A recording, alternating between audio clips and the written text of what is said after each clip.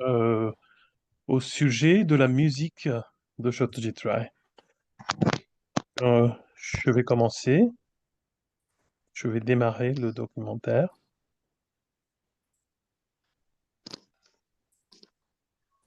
Bonsoir, monsieur. C'est qui? Baishaki. Boishaki, comment allez-vous, Boishaki? Oui, très bien, monsieur. Merci. Ok, je commence le premier visionnage.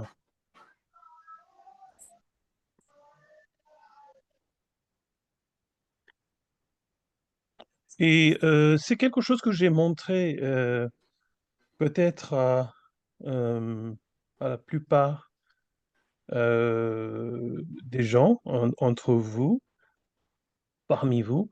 C'est qu'on, vous savez que YouTube nous fournit euh, des sous-titres autogénérés.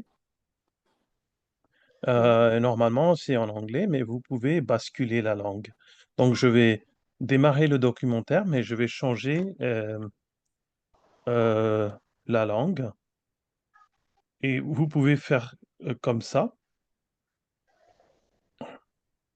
Vous pouvez choisir Auto Translate et choisir French.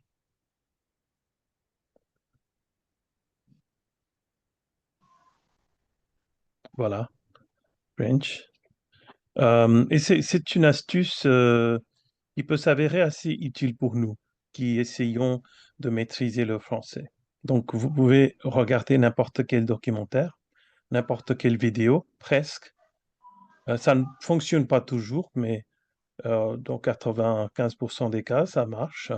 Et ça devient de plus en plus précis, ce qui est une bonne chose pour nous, parce qu'on est aussi un atelier de traduction. On peut voir comment traduire entre l'anglais et le français. Et surtout au cas de Monsieur Ray, qui parlait très très bien, vraiment un anglais impeccable. C'est vraiment très utile parce que lui, il parlait un anglais très recherché et vous pouvez voir en temps réel comment traduire de cet anglais très fin au français qui est également fin.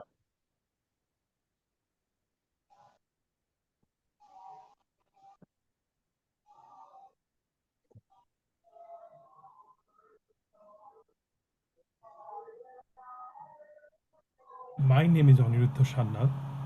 I'm a documentary maker and a researcher on the works of Satyajit Ray. I've been an assiduous collector of documentaries, interviews, films, and writings by and about this great genius of our times. The filmmaker Satyajit Ray needs no introduction. This is an attempt to look into one of the aspects of this multifaceted genius, his evolution and creative output as a film composer. I thank the Rasa Festival for affording me their platform to make this video presentation that is close to my heart. I'm composing a song for my next film, The Fantasy. It's going to be a sort of a musical. The two main characters, two youngsters from a Bengal village. One of them is a singer.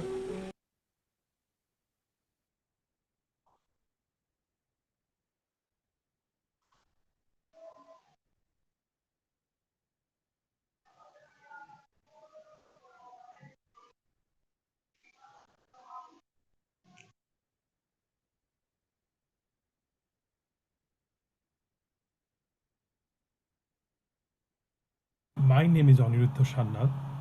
I'm a documentary maker and a researcher on the works of Satyajit Ray. I've been an assiduous collector of documentaries, interviews, films, and writings by and about this great genius of our times. The filmmaker Satyajit Ray needs no introduction. This is an attempt to look into one of the aspects of this multifaceted genius, his evolution and creative output as a film composer. I thank the Rasa Festival for affording me their platform to make this video presentation that is close to my heart. I'm composing a song for my next film, The Fantasy. It's going to be a sort of a musical. The two main characters, two youngsters from a Bengal village. One of them is a singer, the other is a drummer. They go out and have all sorts of adventures in various places all over India. And it's really a sort of a musical with dances and even battles, which will be shot to the rhythm of music that I'll compose for the film.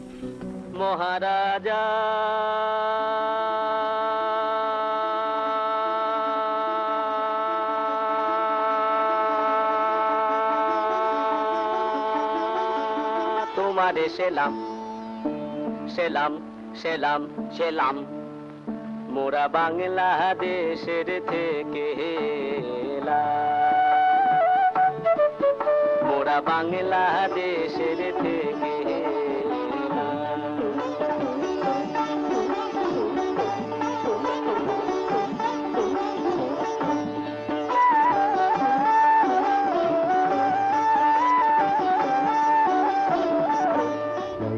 other director in the history of the cinema who has had the same fluency in things as varied as script writing, directing, selecting his actors, composing his own music, doing his own cutting. He's a very gifted illustrator and designer. He's a writer of, I think, some distinction, and becoming more so, a lot of it for children in ways that very few people can do. He's a composer of nonsense verse, and sort of above all else, apart from his script writing and directing, he's a profoundly musical. I mean, amazing as a composer.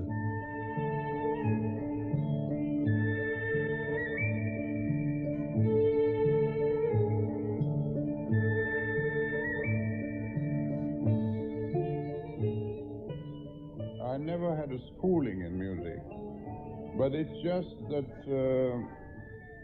you know, on my mother's side, everybody sings. It's a strange phenomenon. Da-da-da, da-da-dee-da, da-da-da.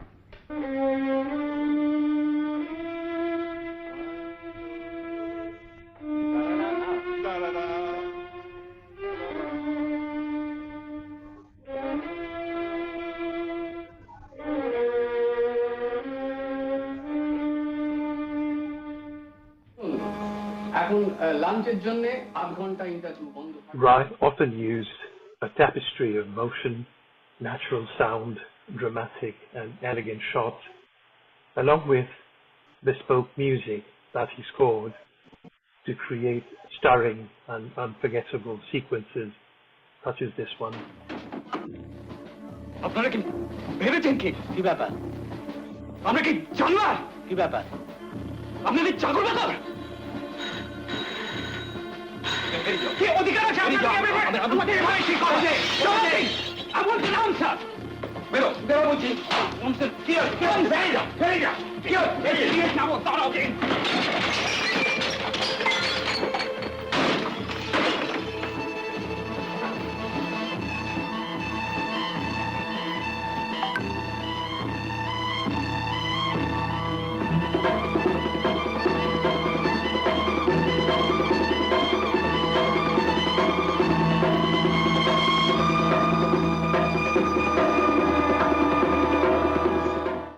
Well, in the beginning, of course, I was not my own composer. I was using other composers like Ravi Shankar and Vilayat and Ali Akbar. I worked with them, but I always knew where the music would come, and this was I had to tell the composers beforehand.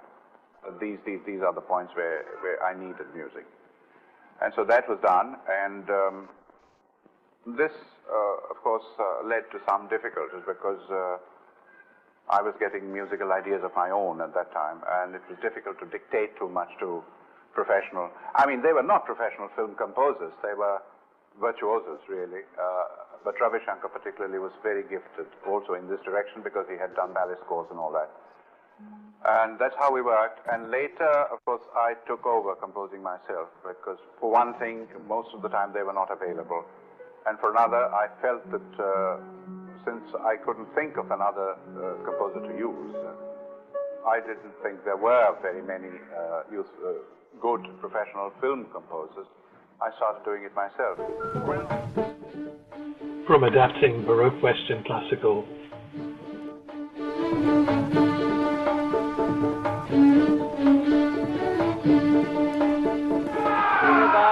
to South Indian music,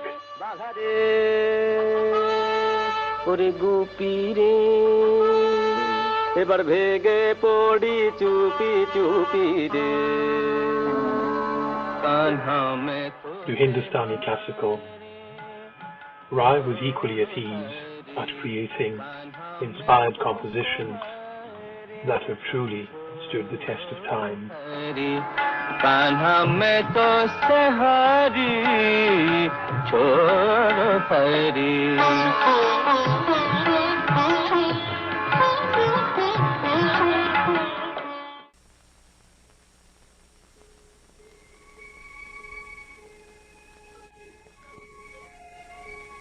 This is a piece of music from my film Charulata, which has a Scotch ballad as the basis of the tune. This song was used in a Bengali version by Tagore in the film. It was sung by the heroine, and this comes back several times in the film, and I use Western instruments mainly, such as violins, a vibraphone, a xylophone, cellos, in combination with Indian drums. And this is a common device which I often use in this film, since it had a very sophisticated westernized setting. It needed that. As a self-avowed product of the East and the West that he wore like a badge of honor, Ray was committed to a fusion of the two in all aspects of his filmmaking, especially his music. He remained remarkably consistent in this matter. However, as gifted as he was musically, he was dispassionate enough to use as little of it as possible, the need of the film at hand being the ultimate arbiter for him. I have never written any music which can be clearly identified as either folk or classical or Indian or Western, because the films have a look, generally, which are not wholly Indian, even if it's a modern story laid in Calcutta. There are all sorts of things which have very Western connotations. It's so Western that you have to devise a kind of a combination thing, you see. It can't be either wholly India or wholly Western. So it's music. Mixed European and Eastern and our Oriental music, because our lifestyle is a mixture anyway. We live in houses which have a European look. We're full of English books. When we go out to work, we wear European dress, and it's no longer retains its Indian purity. It's thanks to the colonial rule or whatever. It's a mixture now. So if you use purely classical Indian music in films which are, for instance, contemporary in theme and look, urban, contemporary, it's wrong. It doesn't sound right. So I generally combine, I have almost always combined Western and Indian styles, except when I go back in time to earlier periods when their life was purer, purely from the visual aspect, it was less influenced by the West. Then I will, or if it's a story about the village, rural India, which retains its age-old look, there you would use folk idioms, Indian instruments, Indian folk instruments, things like that. But the moment you come to a contemporary story or an urban story, city story, your music if you use music. I find that with the city films, contemporary films, I use less and less and less music. I can do without music, I can use actual sounds creatively to serve the purpose of music. After all, ideally, one should be able to do without music completely. I think because one has an audience in mind, and one is always afraid that a certain change in mood will not be perceptible unless it's underlined by music, you use music. Ideally, a film ought to be able to do without music. Satyajit Ray says music has always been his first love. As a child, he remembers vividly the first time he heard the Beethoven violin concerto. And even today, he firmly believes that the key to filmmaking lies in an understanding of Western classical music. I think cinema is essentially a Western form. There is nothing comparable in Indian art at all to this concept of a fixed pattern existing in time. Because Indian music is never the same. If you sing it once, if you sing it a second time, it's completely different. It changes.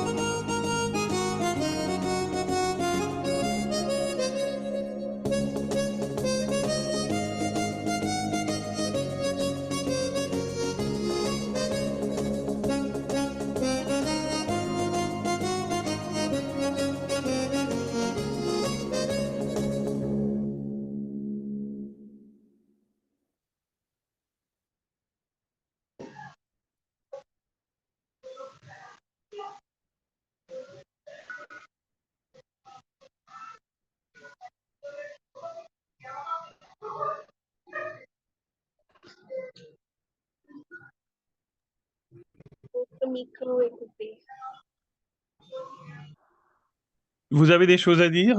Vous avez des réactions? Monsieur, pour moi, Ray, c'est toujours une nostalgie. Oui, bien sûr, oui. Je suis fou de Ray moi-même. Je l'adore, vraiment, c'est mon héros personnel.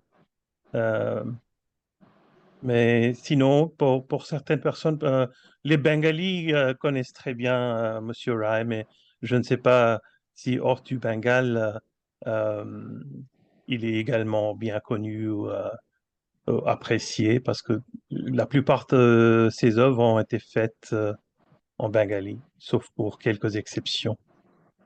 Mais j'ai voulu présenter un peu comme son, sa musique particulièrement. Plus tard, on va voir un film qui a été tourné par un, un cinéaste canadien, Jim Beveridge, qui a vécu longtemps en Inde. Il était, il enseignait peut-être aussi au Film Institute à Pune. Donc, il avait tourné un film vraiment merveilleux. Mais je sais que euh, vous tous et vous toutes, vous aimez bien lire des choses. Donc, je vous avais envoyé l'article, l'écrit de Monsieur Ray qui s'appelle intitulé Renoir in Calcutta. Mais aujourd'hui, on va lire la traduction en français. Donc, accidentellement, j'ai trouvé le même recueil à Montréal un jour, traduit en français. Et Cette traduction, ce recueil s'appelle Les écrits sur le cinéma. Mais puisque je vous ai envoyé déjà le texte en anglais, on va voir si on aura. On va essayer de lire l'anglais et la version anglaise et la version française côte à côte pour voir comment on traduit. Parce que comme je vous ai dit, hein, c'était vraiment lui, il écrivait un anglais vraiment exceptionnel. Il était brillamment bilingue entre le bengali et l'anglais. Et on va voir donc comment on traduit. Donc, je vais trouver cet article. Donnez-moi un instant.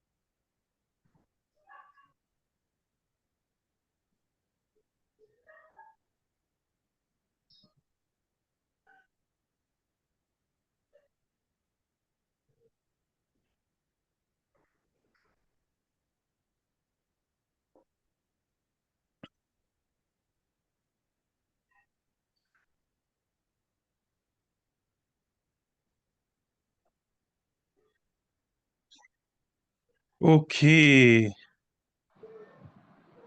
Nirja est là. Kushi, Usha, Shornodip. Ok, très bien. On peut lire à tour de rôle. Commencez, Rotnojit, s'il vous plaît. Renoir à Calcutta. Excusez-moi, monsieur, pourriez-vous augmenter le taille un peu? Je vais essayer, mais c'est peut-être un peu difficile. Oui, c'est le grand maximum possible. Donc, si c'est trop petit pour vous, si vous regardez sur l'écran d'un portable, ça peut s'avérer un peu difficile. Oui, Euh, d'accord, d'accord, Si vous pouvez regarder sur votre PC, laptop, ça peut être un peu plus facile. d'accord. Sinon, je m'excuse, mais c'est tout ce que Pas de j'ai souci, scanné, hein. oui. Ratnajit, vous pouvez Oui, lire? c'est plus ou moins en désespoir de cause que j'ai décidé d'aller rendre visite à Renoir. Bien qu'aucune publicité n'ait marqué son arrivée à Calcutta, celle-ci n'en avait pas moyen suscité un grand mouvement de curiosité parmi les jeunes cinéphiles. Car cette visite n'était pas le fruit de hasard. C'était ici, à Calcutta même, que Renoir allait établir son quartier général pour le film qu'il voulait réaliser d'après le roman de Rumor Godon. Non, c'est Rumor Gordon. C'était une écrivaine écossaise. Rumor Écossaise, Gordon. Rumor Gordon, ok. le fleuve, les extérieurs seraient tournés au Bengal même. Mais Renoir avait la réputation d'être inabordable et j'avais pratiquement renoncé à voir le grand réalisateur quand le hasard m'ont fait tomber sur Clyde Dolphina. C'est un Américain cultivé et spirituel qui, au début des années 30, avait acquis une certaine réputation et une grande expérience en photographiant Trader Hall.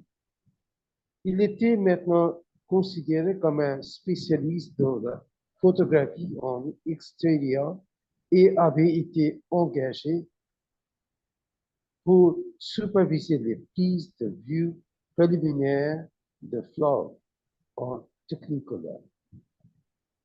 Davina réussit à faire taire mes scrupules. Il m'avait assuré en riant que Jean était un type formidable, d'une personnalité extraordinaire et d'un abord très facile. Vous pouvez aller le voir se noter n'importe quel jour dans la soirée, me dit-il. Merci. Alors, moi, je vais lire en anglais parce que la version anglaise qui s'affiche sur l'écran a des lettres qui sont encore plus petites. Donc, je vais lire à partir du bouquin que j'ai. Donc, je vais lire les premiers deux paragraphes que Rotnojit vient de lire. My decision to see Renoir at his hotel was more or less a desperate one. Although his arrival in Calcutta had been marked by a conspicuous lack of publicity, the stir it had created among local students of the cinema was considerable. For this was no chance visit. Renoir's mission was here in Calcutta. He had come with the professed intention of making a film of Rumer Godden's novel, The River, against authentic backgrounds in Bengal. But fame invests a man with an aura of unapproachability, and I had all but despaired of a chance of meeting the great director when I stumbled upon Clyde Davina, a wizened, wisecracking American. Davina had acquired some reputation and a great deal of experience in the early 1930s by photographing Trader Horn. He was now considered something of an expert in outdoor photography and had been engaged to supervise the preliminary shooting of The River in monopack Technicolor. Davina had allayed my misgivings by cheerfully asserting that John is a great guy, a great individualist, and very approachable. You can see him any day at his hotel in the evening. Alors, Nidja, tu continues d'ici, en vérité.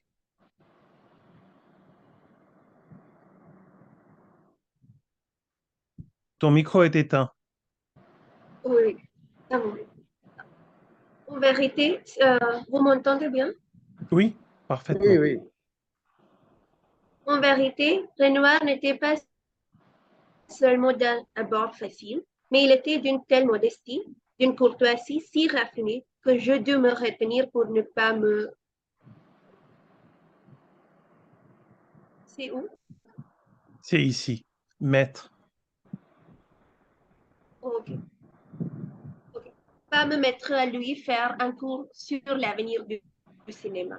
Il y avait tant de choses que je voulais lui demander. Pourquoi voulait-il tourner le fleuve? Avait-il été heureux à Hollywood? Mais au moment où j'étais sur le point de lui demander ces choses, un grand trouble m'envahit et je m'entendis lui poser la question absolument idiote que voici. Qu'est-ce que vous pensez de l'Inde, monsieur Renoir? Renoir me répondit avec le plus grand sérieux. Cela, je vous le dirai quand je connaîtrai mieux votre pays. Pour le moment, je commence juste à comprendre la ville Calcutta. Est-ce que c'est Calcutta? Oui, Calcutta, oui. Les La Français ville de ne disent Calcutta pas, que je ils ne trouve... disent pas Kolkata. Ouais. En français, c'est toujours Calcutta. la ville de Calcutta que je trouve des plus intéressantes. Renoir me parla longuement des 2 ou 3 excursions qu'il avait déjà faites aux environs de la ville et sur le Gange. Le fleuve, avec ses bateaux démodés, les choses pittoresques qu'il avait vues. Vous savez, Non, le fleuve avec, t'as raté, hein, l'avait absolument enchanté. Oui. Le fleuve, avec ses bateaux démodés, l'avait absolument enchanté et il avait été fasciné par toutes les choses pittoresques qu'il avait vues. Vous savez, me dit-il, l'un semble avoir conservé un peu de charme et de la simplicité des tons primitifs. La manière dont les batelières tirent sur leurs rames, dont les fermières labourent leur champ, et dont les femmes tirent l'eau des puits, tout cela me rappelle les fresques et les bas-reliefs égyptiens. Merci, hein. On dit bas-relief en français, hein, bas-relief. Alors, je vais lire en anglais. As it turned out, Renoir was not only approachable, but so embarrassingly polite and modest that I felt if I were not too careful, I would probably find myself discoursing upon the future of the cinema for his benefit. There were so many things I wanted to ask him. Why did he want to make The River? Did he enjoy making films in Hollywood? But when it came to asking them, I found that I was hopelessly mixed up and came out with something inane, like, how did he like India? Renoir replied with great seriousness, that I will tell you when I have known it better. At present, I am only beginning to understand the city of Calcutta, which I find very interesting. Renoir had a great deal to say about the 2 or 3 trips he had already made around the city and on the Ganges. The river, with its old-fashioned boats, had charmed him, and he was fascinated by all the colorful things he had seen. You know, he said, India seems to have retained some of the charm and simplicity of primitive life. The way the boatmen pull the oars, and the farmers plow the fields, and the women draw water from the wells, they remind you of old Egyptian murals and bas-reliefs. Ok, maintenant, Sharika, vous pouvez lire d'ici. Renoir avait rencontré une famille de réfugiés.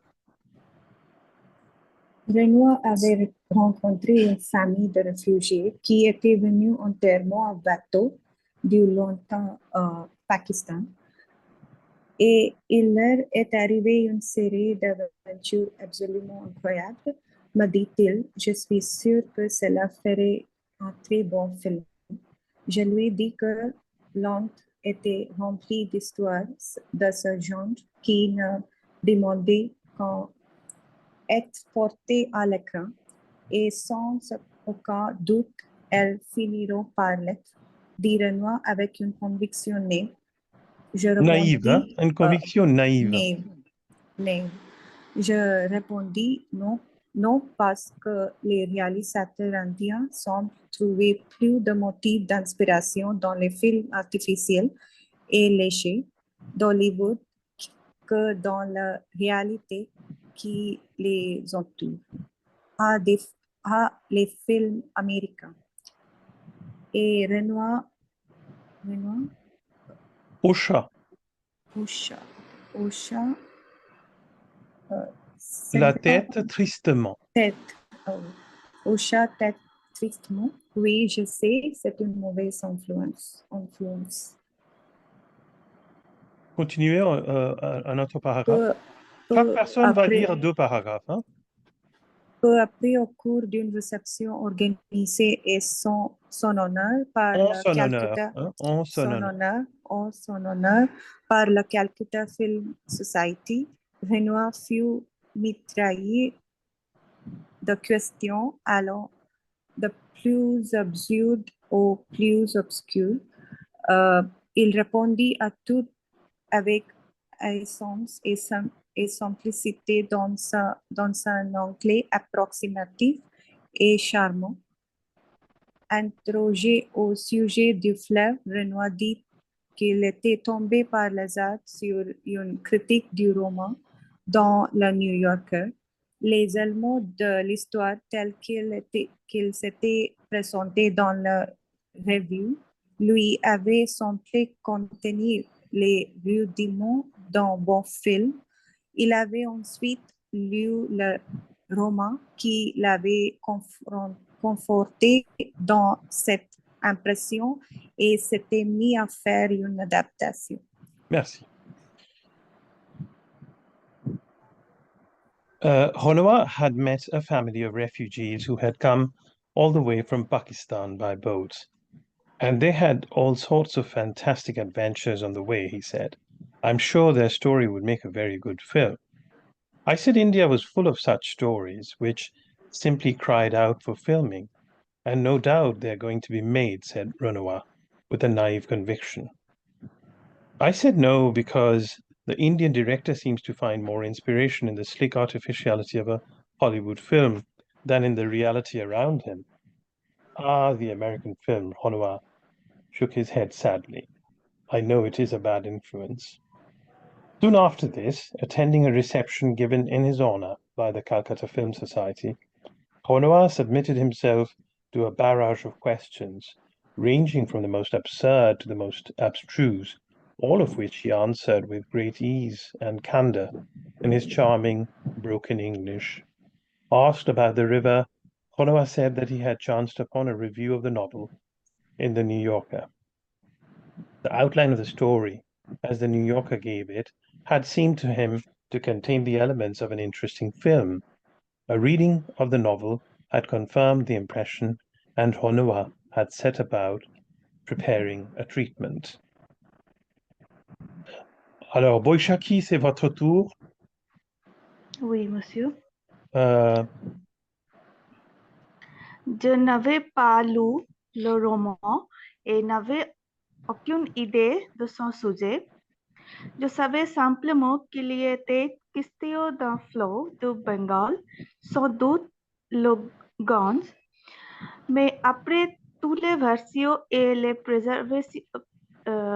perversions plus ou moins cauchemardesques perpétrées à Hollywood. Je me réjouissais. Oui, je me réjouissais très vivement à l'idée qu'un grand réalisateur allait enfin tourner un film en Inde, mais c'est fou par conséquent. Conséquent, hein? Ce fut par conséquent. Oui, une grande déception pour moi, dont Renoir déclarait que les fleuves étaient essentiellement destinés au public des États-Unis, qu'ils ne comportaient qu'un seul personnage indien, un domestique dans une maison européenne, et qu'il ne fallait pas nous attendre à voir l'Inde authentique figurer beaucoup dans le film.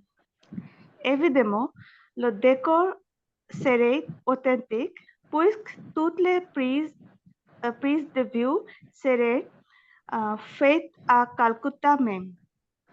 Je ne peux m'empêcher de penser que c'était pousser les choses un peu loin que d'avoir fait tout ce long voyage. Renoir était venu de Californie juste pour qu'il n'y ait pas de faute topographique dans le film. Qu'est-ce qui ne marche pas quand les grands réalisateurs européens vont travailler à Hollywood? C'était une question qui nous préoccupait tous. Qui nous préoccupait tous, hein? Qui nous préoccupait tous. Tous, mais personne n'avait osé la poser. Quand finalement quelqu'un prit son courage et le lança, nous fûmes tous étonnés et soulagés de voir avec quel plaisir Renoir semble, pardonnez-moi, c'est l'accueillir. L'accueillir. Je vais vous le dire, répondit-il. Répondit-il, hein? Répondit-il. Répondit-il. Je vais vous dire ce qui se passe. C'est la mamie américaine de l'organisation qui le déroule. Vous avez entendu parler de cette manie, bien sûr, mais vous pouvez en mesurer l'importance tant que vous n'aurez pas été là-bas. Supposez que vous soyez aux États-Unis et que vous vouliez partir en voyage. Vous allez à la guerre et qu'arrive-t-il? Vous découvrez que le train est à Vous l'heure. découvrez, hein? Vous Juste découvrez. découvrez que le train à l'heure, juste à l'heure. Voilà qui est très étrange. Très En étrange, France, hein? Il faut le faire une train liaison. Très très étrange. étrange. En France, le train n'arrive pas à l'heure. Vous n'êtes pas habitué à cette exactitude. Elle vous fait un effet Vous n'êtes pas bizarre. habitué à cette exactitude. Exactitude. Elle vous fait un effet bizarre. Et puis vous allez travailler dans un studio. Vous êtes sur le plateau, prêt à travailler. Et qu'est-ce que vous découvrez?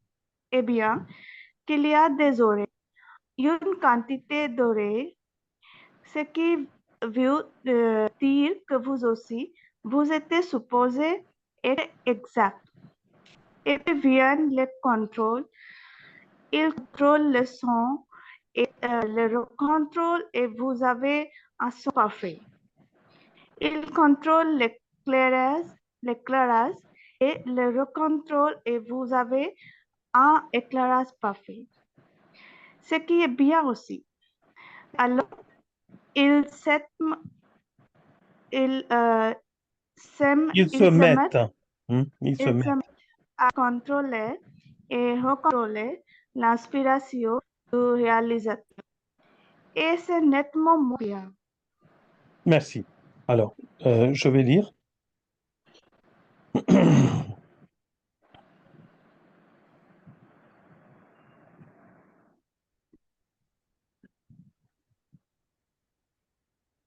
I had not read the novel, and I had no idea what the story was about, except that it had something to do with a river in Bengal, presumably the Ganges. But after all the nightmarish versions and perversions of India perpetrated by Hollywood, I was looking forward with real eagerness to the prospect of a great director tackling the Indian scene.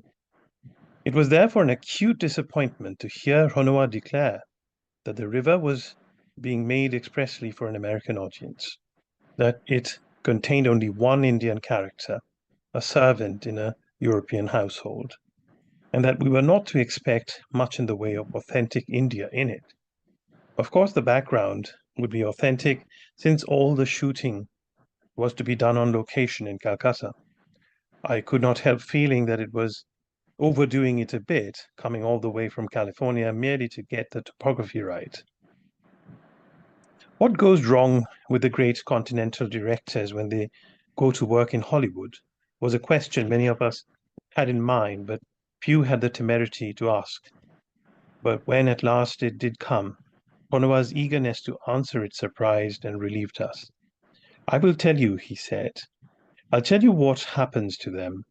It is the American mania for organization which frustrates them.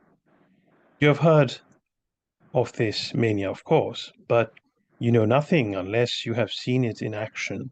Suppose you're in the United States and you want to go somewhere. So you go to a station to catch a train, and what do you find? You find the train arrives on time, exactly on time. Now, this is very strange. In France, the trains don't run on time. You're not used to this punctuality, and it makes you feel uneasy. Then you go to work in a studio. You are on the floor, ready to begin work. And what do you find? You find you have to go by the schedules, ou bien schedules. And so many of them, which means you're supposed to run on time too. and then they begin to check. They check the sound and double check it so that you get perfect sound. They check and double check the lighting so you get perfect lighting, which is also good. But then they check and double check the director's inspiration, which is not so good. Alors, notez que en français, quand on dit contrôler, c'est pas normalement c'est pas forcément l'équivalent de l'anglais to control, mais to check, contrôler. Alors, maintenant, voyons qui d'autre est là. Tamir, vous pouvez lire d'ici. Renoir pensait qu'à Hollywood, les meilleures intentions risquaient d'être viciées. Renoir pensait qu'à Hollywood, les meilleures intentions risquaient d'être viciées, et cela en raison de certains facteurs immuables, comme le védétariat, Végétarien, hein? Stardom, végétarien. Végétarien. Comme le végétariat, les innombrables règles de la censure et l'idée les films étaient des produits de consommation à fabriquer en série. Tels étaient selon lui les obstacles les plus importants. Une fois par hasard, un réalisateur avait la chance de trouver un bon sujet, de bons acteurs, pas des stars, la liberté artistique dont il croyait avoir besoin, et le résultat était alors un film sérieux, valable. À Hollywood, il n'était arrivé qu'une fois à Renoir, quand il fit L'homme du Sud, de pouvoir travailler dans des conditions aussi idéales. Renoir pensait également que dans un pays, les meilleurs films produits l'étaient en période d'épreuve, qu'une atmosphère de laisser-aller et de trop grand confort était mauvaise pour le cinéma. Regardez ce que la guerre a fait aux films italiens, dit-il. Regardez Brève rencontre. Je ne crois pas qu'un grand film comme celui-là aurait pu être réalisé si Londres n'avait pas eu tous ces bombardements. Ce qu'il faudrait à Hollywood, c'est un gros bombardement. Merci. Je vais lire.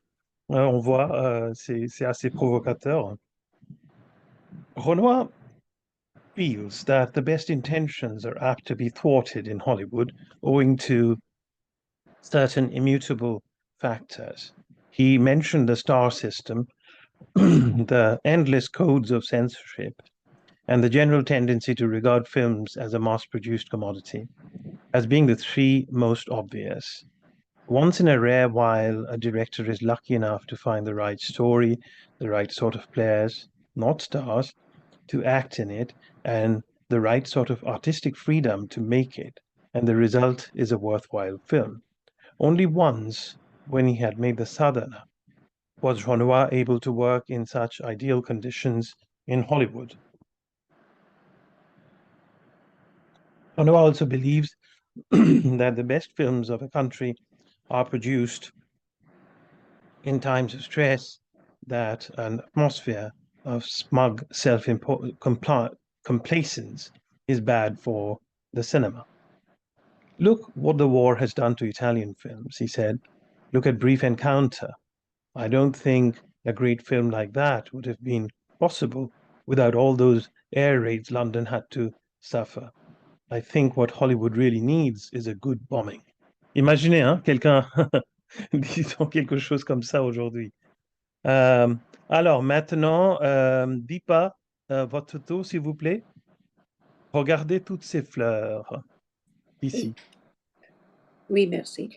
Regardez toutes ces fleurs, me dit Renoir en montrant un palais en pleine floraison. C'est peut-être un polache. Un polache, c'est en bengali, c'est une fleur. Je pense que c'est ça. Il est possible que je me trompe, mais quand même. Polache. Ok. Polache en pleine floraison. C'était la première fois que j'avais la chance de l'accompagner à la recherche d'emplacements pour ses prises de vue.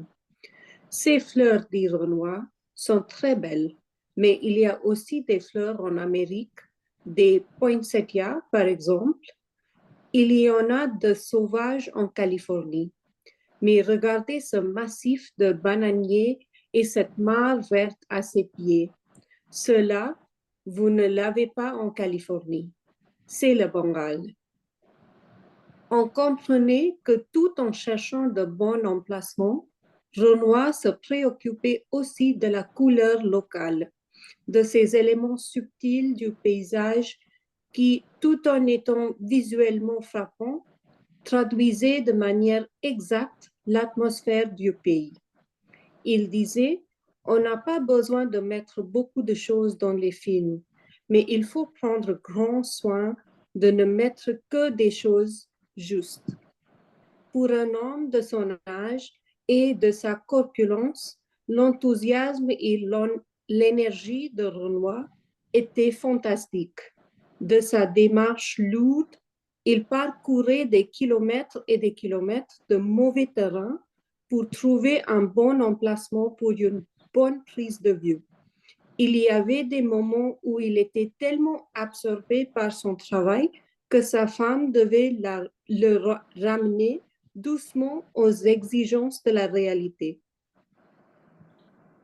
Tu ne devrais pas rester si longtemps au soleil, Jean, disait-elle, ou bien, dis-moi, Jean, tu n'aurais pas oublié ton rendez-vous de 6 heures par hasard? Merci. Très bien. Look at those flowers, said Renoir, pointing at a Polache tree in full bloom. It was the first of several occasions on which I was fortunate enough to accompany him on his trips in search of locations. Those flowers, said Renoir, are very beautiful, but you get flowers in America too, poinsettias, for instance. They grow wild in California. But look at the clump of banana trees and that green pond at its foot. You don't get that in California. That is Bengal.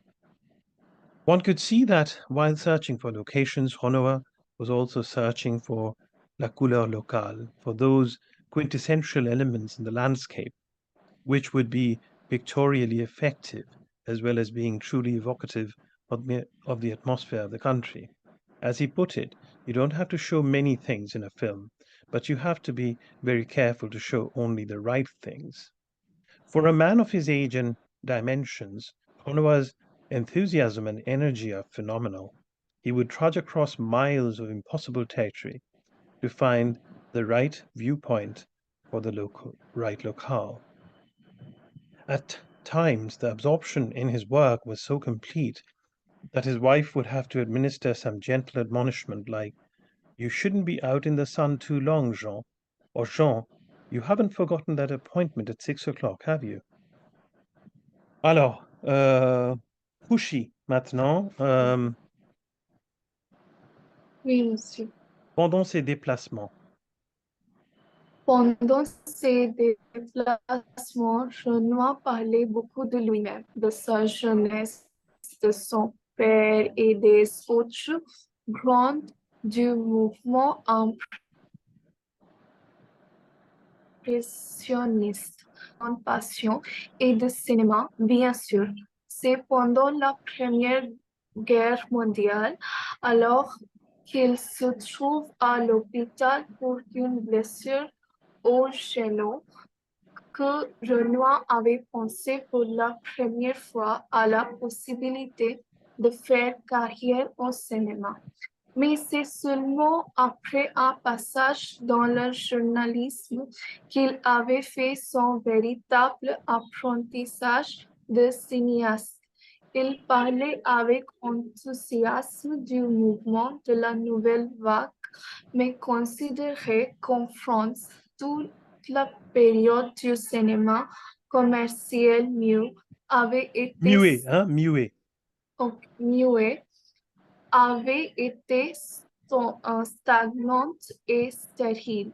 Ici, ça va, c'est stagnante, hein, stagnante en français. stagnante, Stagnant, hein, stagnante. stagnante et stérile était venue l'époque du son et du coup le cinéma s'était transformé de façon quasiment magique. Citant Renoir, c'était comme si quelqu'un avait ouvert une porte de communication secrète entre le cinéaste et son public. Tout ce que nous faisons, le public le comprenait, sans ce public merveilleusement compréhensif. Compréhensif, hein, compréhensif. Compréhensif, le cinéma français n'aurait pas atteint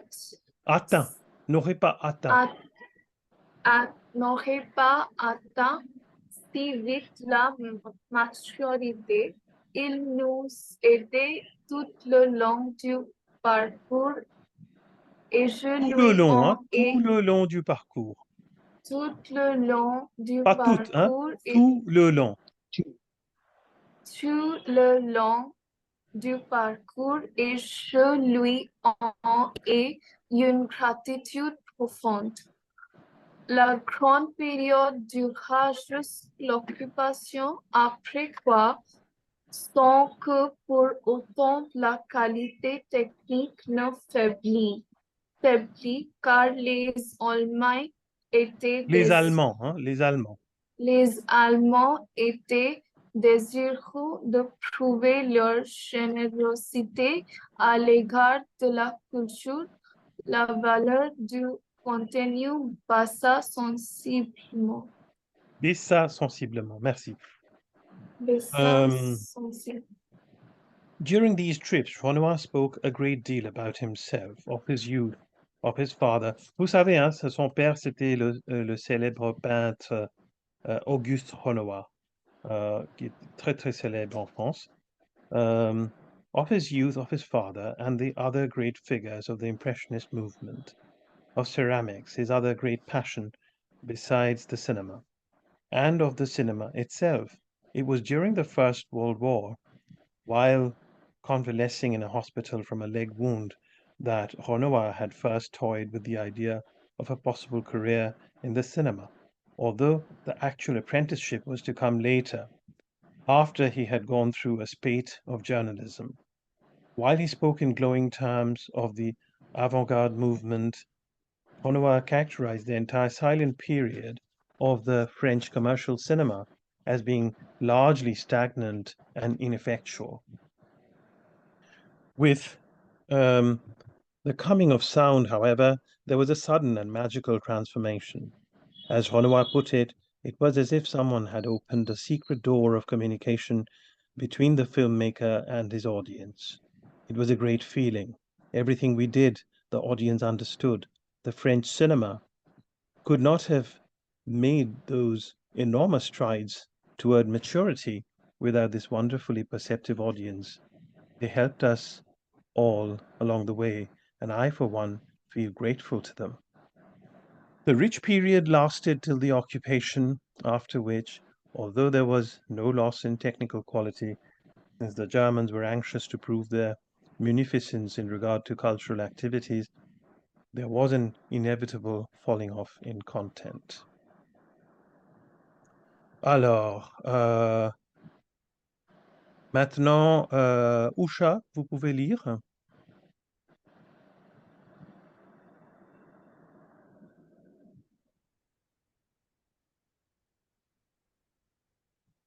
Usha, vous êtes là?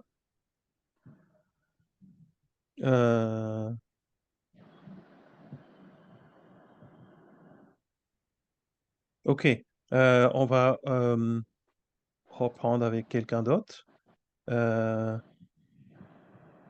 Samir, vous pouvez lire d'ici de ses premiers films. De ses premiers films, Renoir paraissait préférer La Chienne. C'est dommage qu'il s'est cru devoir le refaire à Hollywood, et surtout si mal. Cette seconde version, dirigée par Fritz Lang, s'appelait Scarlet Street. Parmi les grands chefs-d'œuvre de la fin des années 30, Renoir avait une préférence marquée pour la règle du jeu, parce que le film était entièrement de lui. Il y avait même interprété un rôle, le cas, il y avait même interprété un rôle. Le cas de partie de compagnie était différent. Renoir ayant Ayant, hein, c'est ayant. Renoir ayant apparemment voulu faire un moyen métrage. Pour en faciliter l'exploitation commerciale, il aurait fallu faire 2 films courts. Et Renoir avait commencé à tourner le conte de Maupassant dans l'intention d'en faire un second après. Malheureusement, le film dut être abandonné en cours de tournage. Afin qu'il ne risque pas d'être détruit par les nazis, les négatifs étaient restés cachés pendant toute l'occupation. C'est seulement après la libération qu'on put en tirer des copies et que le film fut projeté avec des sous-titres destinés à combler les parties manquantes. Merci. On va un jour regarder ce film. C'est très intéressant, en fait, parce que cela a été finalement achevé par quelqu'un d'autre.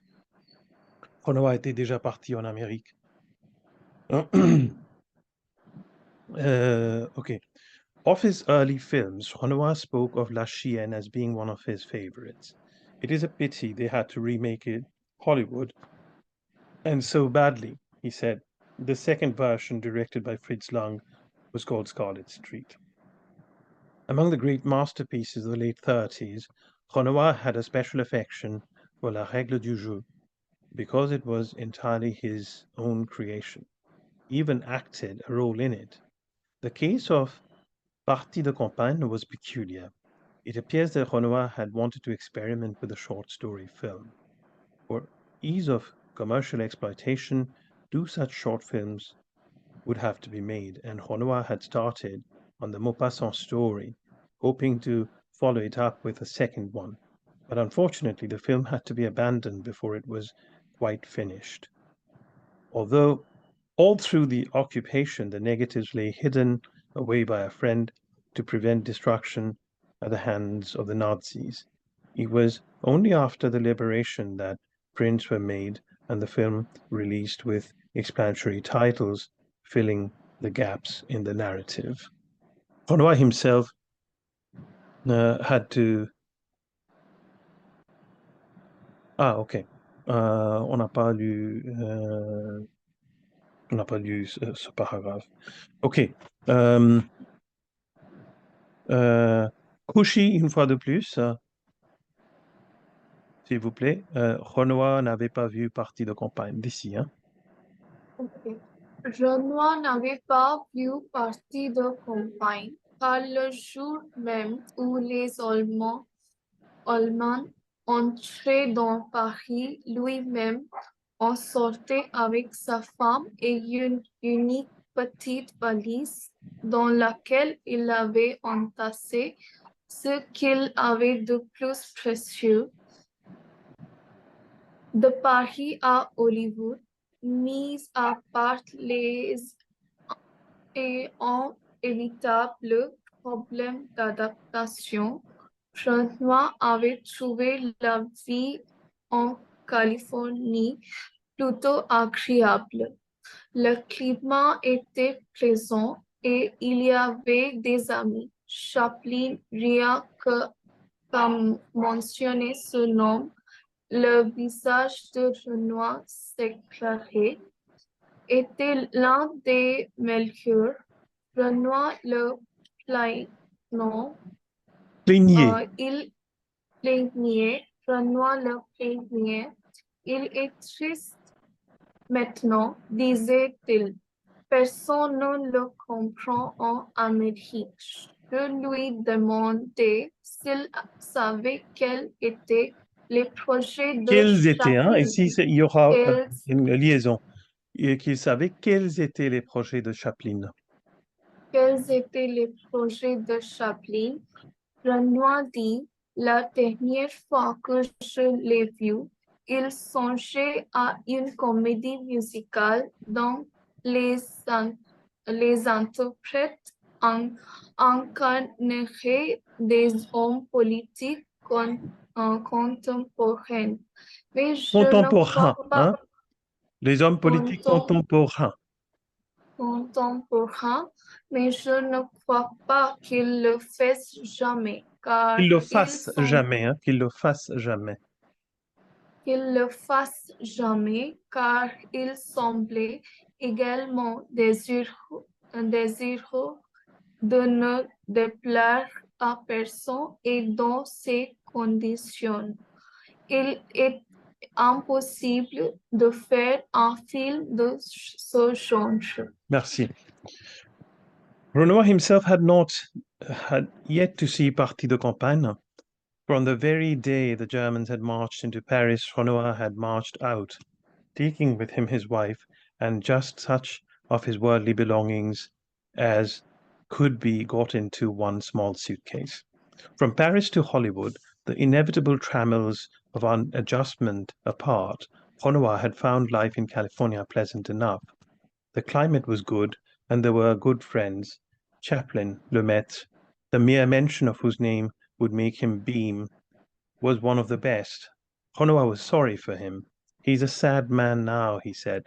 Nobody understands him in America. I asked him if he was aware of Chaplin's future plans.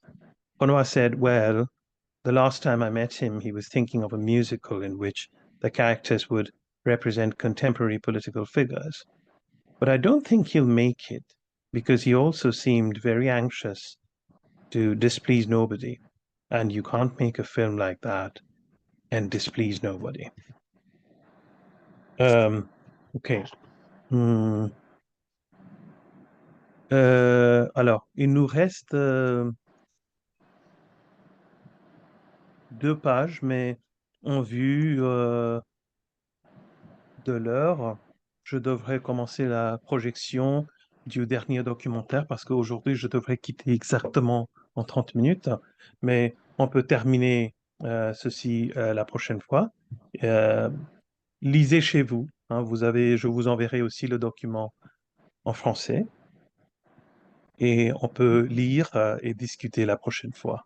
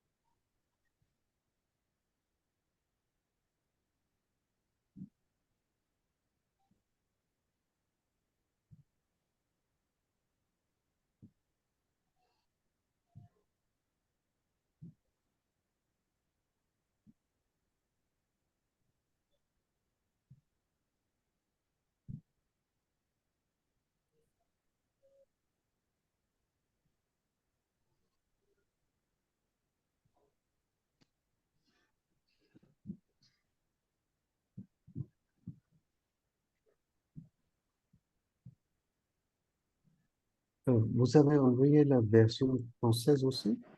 Je vais trouver, je vous montre, hein, que vous pouvez regarder presque toutes les vidéos sur YouTube en français normalement. Alors ici, les sous-titres autogénérés sont en anglais, mais c'est ici, hein, vous choisissez Auto-Translate et après vous choisissez. Vous pouvez aussi même choisir le bengali si vous voulez.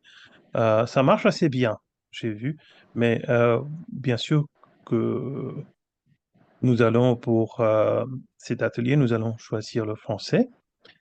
Et maintenant, ça doit marcher. Regardons. The creative person has a special gift, his private vision of the world. Through words, ideas, images, he touches our view of the 20th century.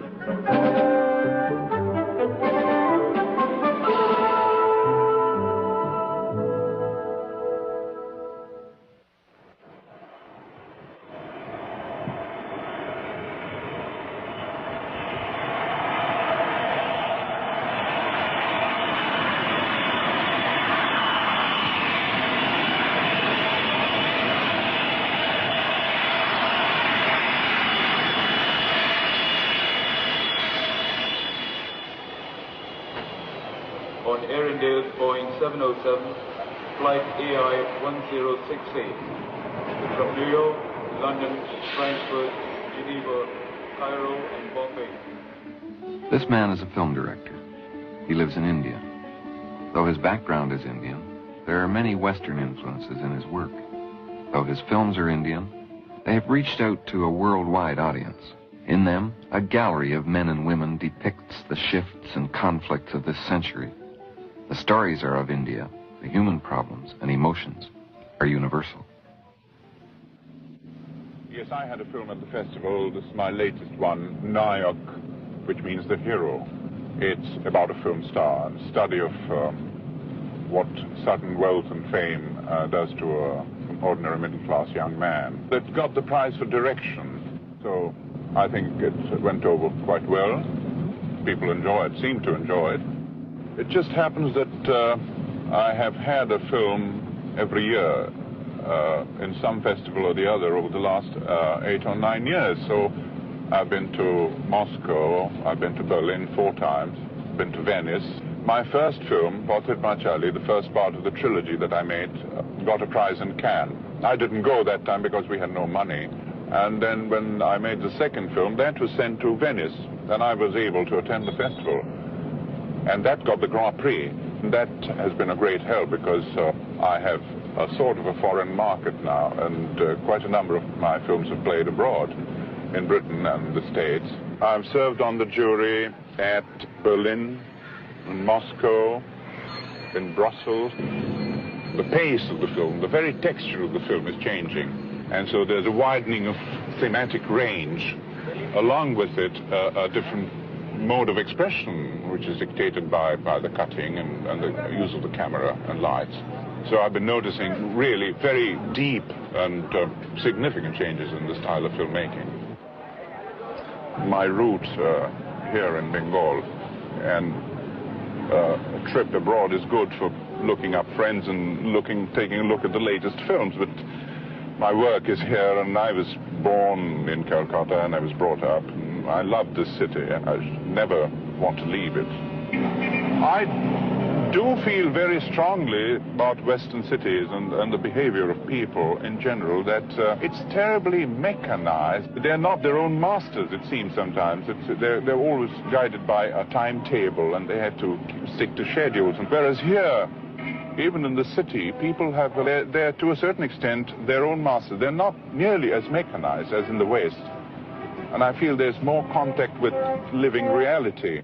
I can quite see the foreigner's first reaction as he comes into the city as being somewhat unfavorable. For one thing, there's a lot of people and there's a lot of squalor, but Calcutta is not just that. It's got many facets, many aspects to it. It's an extremely rich and dense and complex city, and as a filmmaker, that is what mainly fascinates me, because even now I keep on discovering parts of the city which I'd never known before. It's very lively, and it's intellectually very alert, because we have a very strong theater movement, literary movement. There's always something happening, and people are reacting to events and situations in a very voluble fashion. Of course, it sometimes also leads to things like riots and such other unfortunate incidents, but that only shows that the people are in a state of constantly reacting to things. And as a filmmaker, I find this interesting. Ever since my first film, I've used both professionals and non-professionals, and also people who had never faced the camera or never even thought of facing the camera. When I write my scenario, I have each character I can sort of visualize, and I look for people, for faces, which conform to my visual conception of an actor. And if I find a professional who fits the part, I take a professional. If not, then I start looking around for amateur actors or non-actors even, people just whom I meet on a tram or a bus on the street. There's a belief that all children are natural actors, which they're not. I had great trouble with the boy in Patrick. He was very shy, and I had to use all my patience, my persuasion. I treat them as adults. I sort of take them into my confidence and whisper instructions to them. And I find that after maybe the first day or the second day onwards, they're very obedient and they do what I ask them to do. That's my method with children, and there are various other methods which I have to use with various other actors. It's never a set method with any actor. I've kept it sort of flexible. I get to know the person, and then I use a certain method which I think will work best in terms of that particular actor.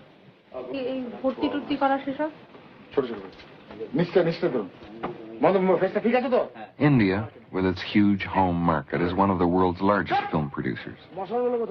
There are studios in several cities, production in half a dozen languages. Action!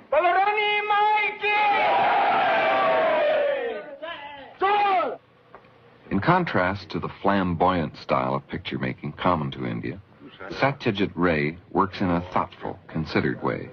Every aspect of his production is planned, not always the case in Indian studios. From his actors, he seeks naturalness, authenticity, a total break from the high theatrical style of most Indian films. Mr.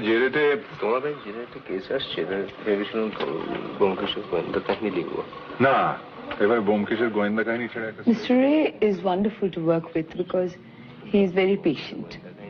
When taking the scenes, he would explain the situation and ask us to act the situation the way we wanted to do. That is, he wouldn't dictate the way we should move our hands or put our heads in a certain direction. Not like that.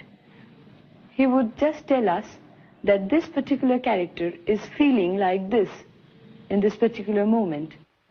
First of all, I was very reluctant to go into it at all because, you know, I had that middle-class inhibition against being on the screen, though I had acted on the stage, but that was non-professional stage, of course. I didn't like the role either, because the role in Portrait Panchali, his first film in which I was, it was the role of a village wife. But when I started working with him, it was absolutely different. I got so much involved in it and inspired by the team spirit, you should say. I never felt anything was forced on me. The genuineness of the atmosphere and his direction as well. You know, as a director, he wouldn't, he would just describe the particular scene or the emotion he wants me to do. And would just stand by and see how I can do it.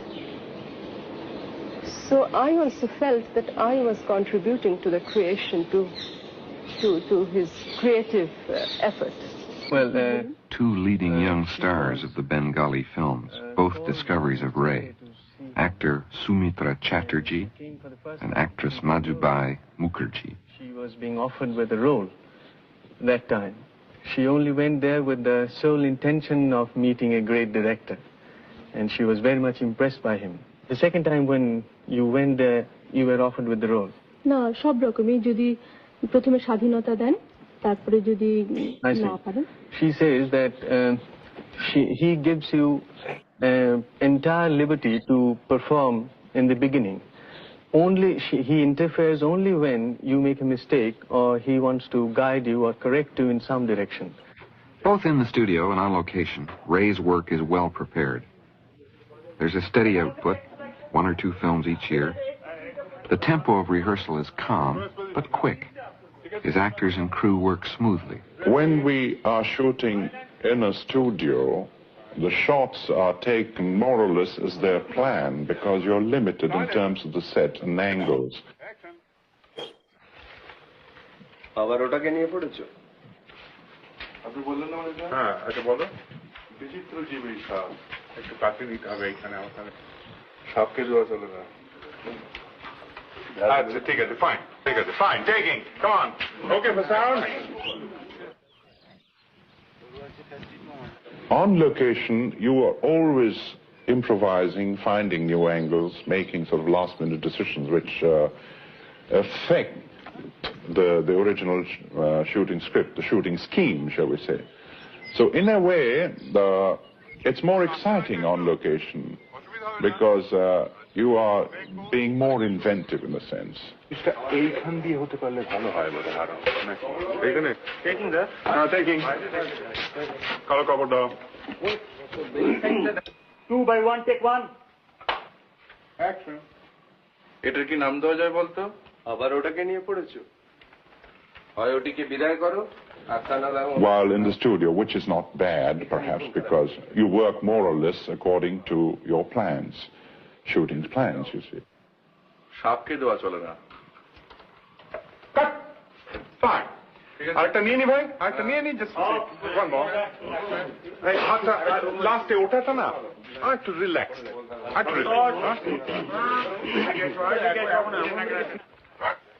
While on location, even sudden sort of effect of light excites you and you maybe have an additional shot or do the scene a little differently, this could be or a sudden shower or certain viewpoints which you suddenly discover.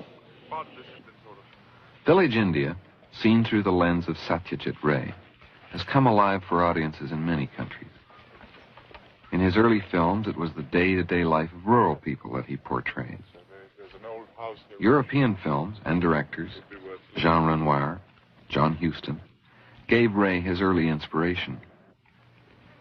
Learning from the films of Europe and America, he achieved an insight into the life of India that no other medium could convey.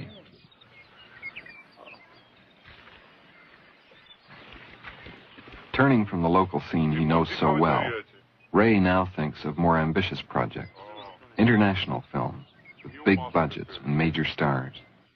He's planning now a science fiction story to be filmed in India.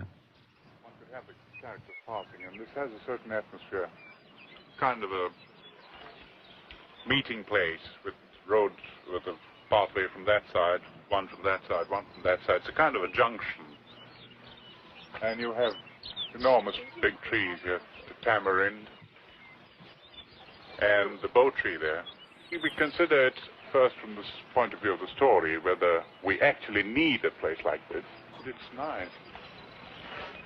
One could take a 360-degree... The power of his films comes largely from authenticity, character, and atmosphere. Seeking out houses, landscapes, villages, the precise look of a place he has in mind, Ray combs the countryside in his exacting search. And it's certainly much easier working in a village than in a city, like Calcutta, for instance.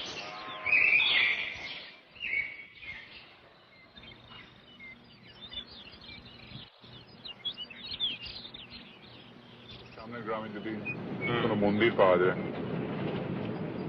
এই সিজনটা খুব fluctuating light The clouds are much better at that time. Full length ফিল্মের জন্য Yes, I think, but by October I think it'll be much better because we won't have these passing clouds. And the paddy is lovely now. It's better now than when it's ripe. Otherwise it sort of tends to droop. You get the breeze playing on them now.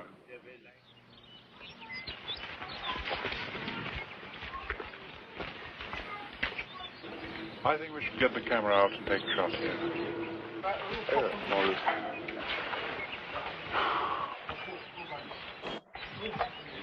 I think we'll shoot it with the sun.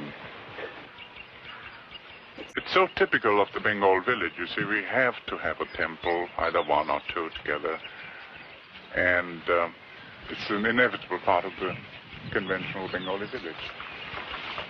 And the trees all around and everything makes a nice picture. This is a fairy tale, so we need compositions that are very strong pictorially. Ray's first film was literally an amateur production, but it won a prize at the Cannes Film Festival 1956.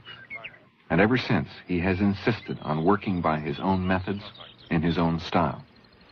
Well, let's get the camera.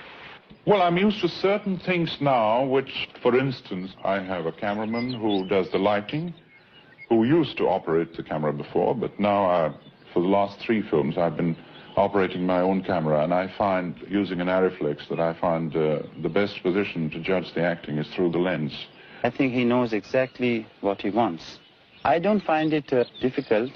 Sometimes it's advantageous for me because I feel like a cameraman having a camera operator. And I think it's very good for the cameraman because he can see the lighting during the take. And if the cameraman operates his own camera, he's, I think, more busy with the camera operation than to see the lighting.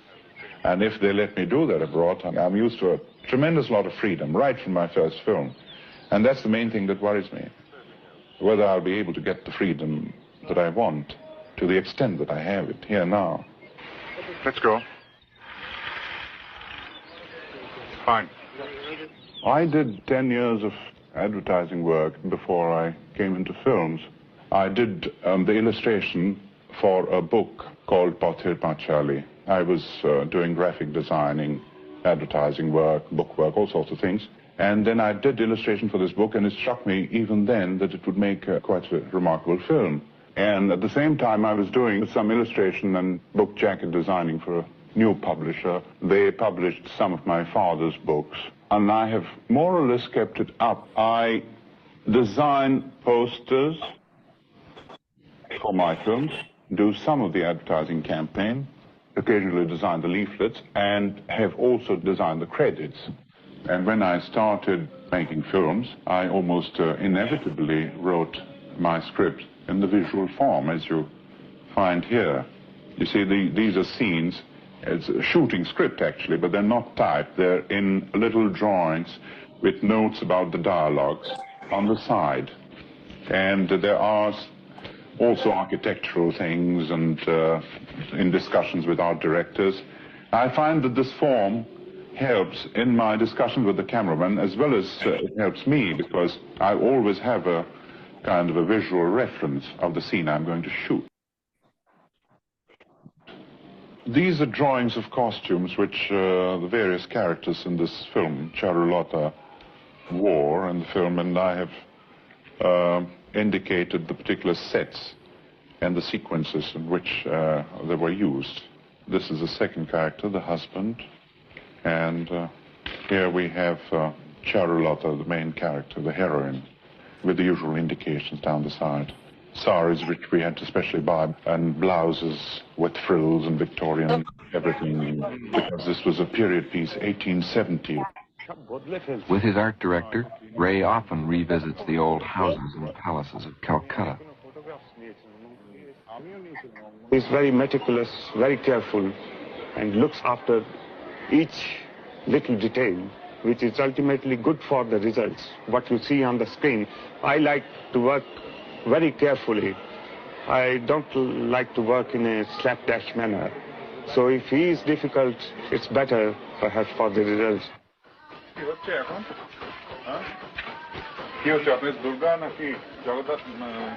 Among the stalls of traditional craftsmen, the smiths, carvers, and idol makers, he soaks up the atmosphere and detail of the crowded city.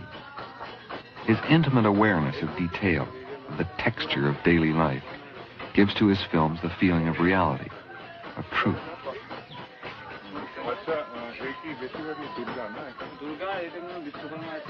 You know, it's the way all sorts of things are put together in a house, in a room, in a small space. We prefer to go always to the locations for fresh ideas.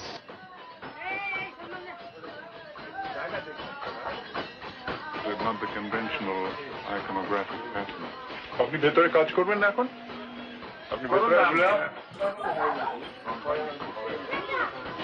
He takes care of all the details, particularly because I think the properties in the room, in a house, belong to the character. That's why the details are so important. Hello. The look of the properties, its age, the style, so many things. ভালো ছুটির দিনও আছে তাই না কালকে আমরা এই 11টা We know নাগাদ this house very well because we've been তারপরে here আমার before বেরোতে looking হবে for props. This belongs to Mr. Mitter, whose son was at college with me, and as you can see, they have a wonderful collection of period pieces, and I have made something like 3 or 4 period films. Some of the best pieces of furniture, tables and vases, and clocks and escritoires have come from this house. And we also get props from auction houses on loan, but the best things have come from such houses as this one. This window with the decoration on the pane struck both my art director and myself as being something quite special and very beautiful. So we use this as a model for our windows in my film Charulata. Calcutta is proud of Ray, the native son who has projected the life of Bengal before the world. Wherever he goes in the city, he's known by people in all walks of life. If it's in the morning and if it's in the north, you can be chased or surrounded by schoolboys. They sort of pester you for autographs, and sometimes they just follow you wherever you're going. It's been happening for such a long time that it has ceased to surprise me. I think it did in the early stages, but now I'm more or less used to it. And of course, when I'm out on tour or somewhere, even in remote places like Rajasthan, for instance, we were looking for a location and the train stopped at a small station, and we got down and went into a bookstall, and the bookstall owner immediately recognized me and offered me a cup of tea, so it can be a nice thing at times. I'm composing a song for my next film, The Fantasy. It's going to be a sort of a musical. The 2 main characters, 2 youngsters from Bengal village. One of them is a singer, the other is a drummer. They go out and have all sorts of adventures in various places all over India. And it's really a sort of a musical with dances and even battles, which will be shot to the rhythm of music that I'll compose for the film.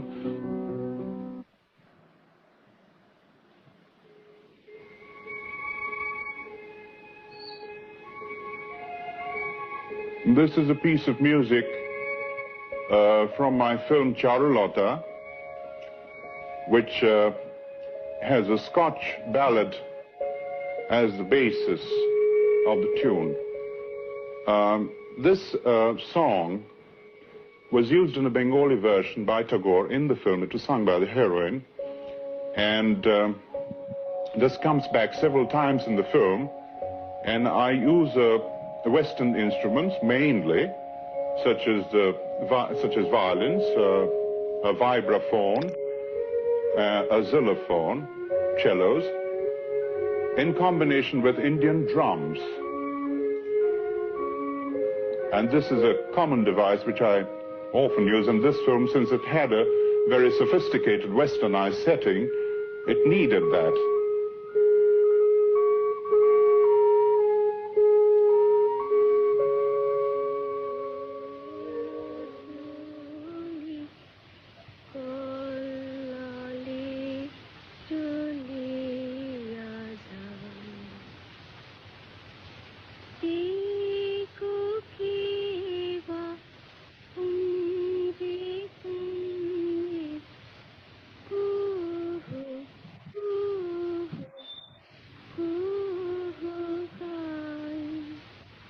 I have never written any music which can be clearly identified as either folk or classical or Indian or Western, because the films have a look, generally, which are not wholly Indian, even if it's a modern story laid in Calcutta. There are all sorts of things which have very Western connotations.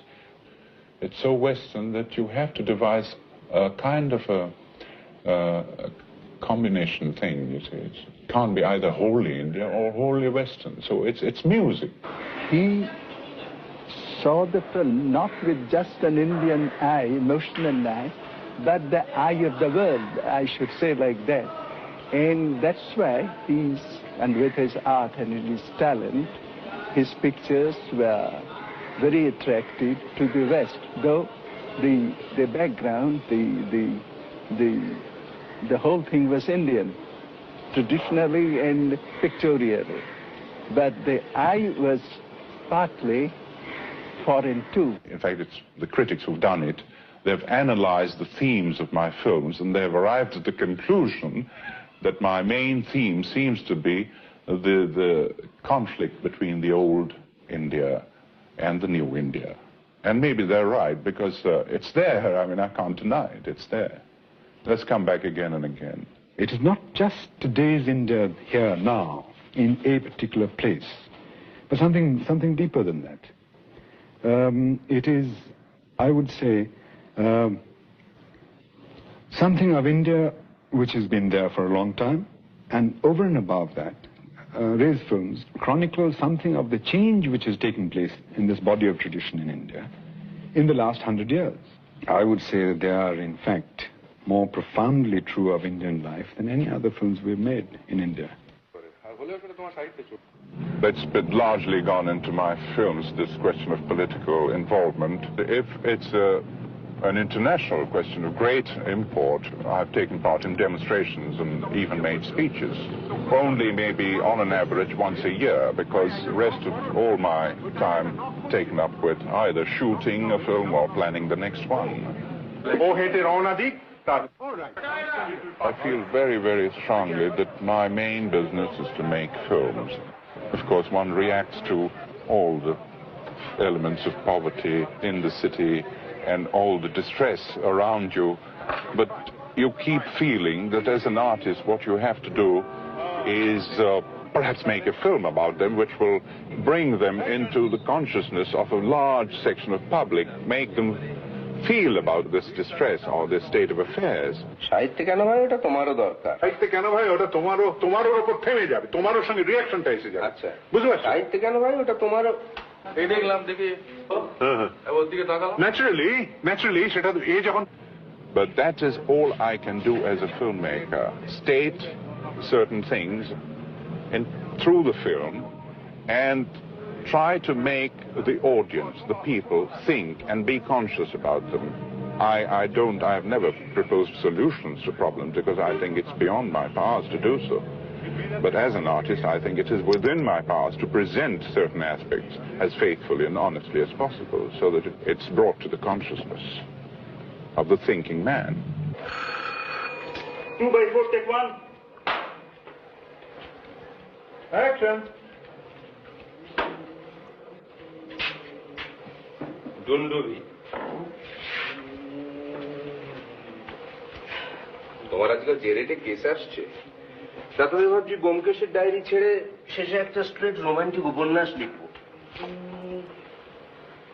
চলবে না মানে কাটবে না কাটাবার art জানা চাই তাছাড়া নির্ভেজাল প্রেম জিনিসটা অ্যানালাইজ করো দেখবে খাদ রয়েছে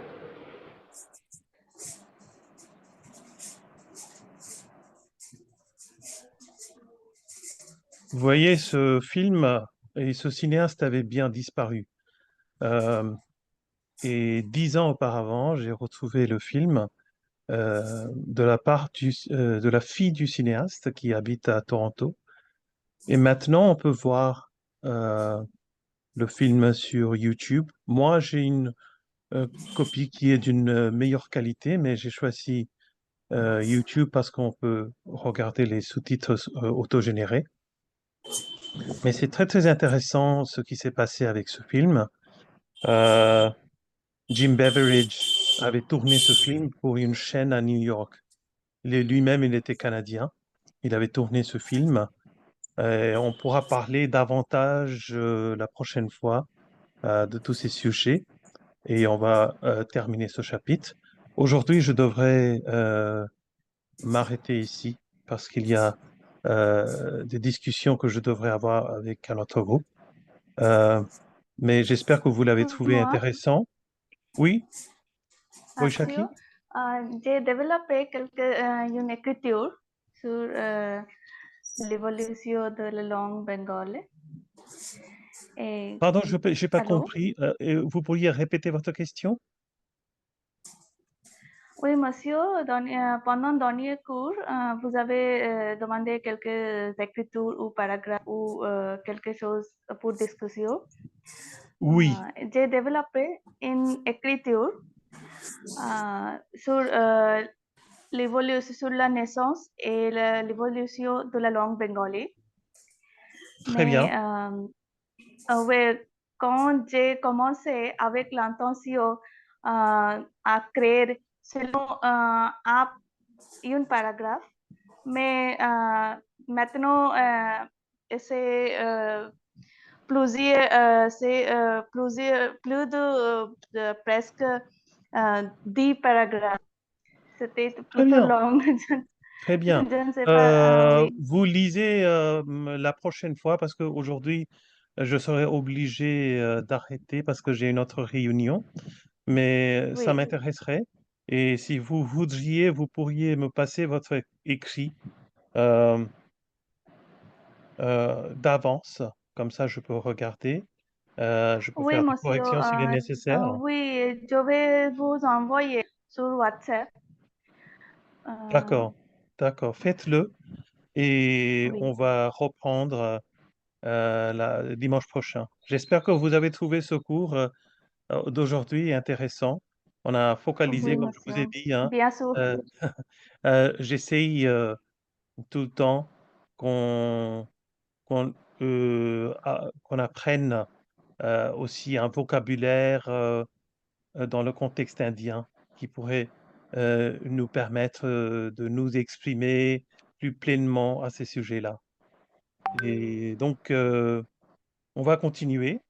Et je veux vous passer aussi cet écrit de Monsieur Ray, Renoir, Calcutta, euh, dans le groupe WhatsApp. Et je vous conseille de le lire. Et après, on va discuter. C'est ce qu'on n'a pas vraiment eu la possibilité de faire aujourd'hui. On a eu un emploi du temps très, très chargé, euh, mais on va continuer. Et merci pour votre fidélité. Merci pour être venu assister. Je vous souhaite une bonne soirée, bonne nuit. Et je vais terminer. Bonsoir, monsieur. Merci, au revoir. Merci, merci. Merci. Au revoir. Bonsoir et merci à tous. Merci.